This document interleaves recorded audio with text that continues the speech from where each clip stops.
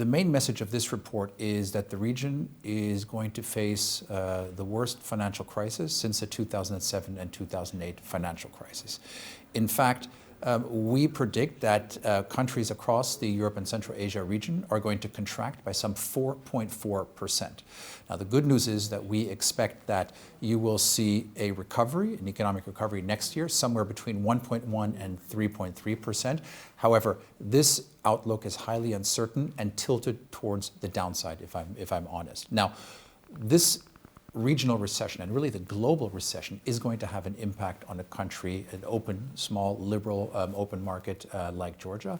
And in fact, right now, the economy is projected to contract here in Georgia by some 6% in 2020. And this is a reflection of the strong mobility restrictions that have been put in place, the subsequent job losses and the troubles and issues that firms have faced, and of course the huge impact that this has had on tourism, which prior to the pandemic was about 8% of GDP, so clearly a major impact. Now, the good news is that the government has put in a number of sound macroeconomic policies in place, and these have allowed the government to support households, to support firms, and to make important investments into the health sector and in terms of social protection programs that have enabled essentially the government to buffer the shock somewhat. So again, we expect that if the crisis is not prolonged, if a vaccination is found, a rebound to take place here in Georgia as well.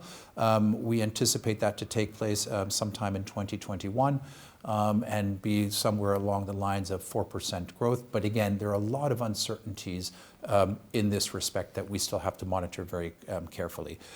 To conclude, I just want to reiterate that the World Bank has been there for the Georgian government and its people since day one of the COVID-19 pandemic, and we will continue to do so through our advisory support, our financial support, and certainly our convening support as well.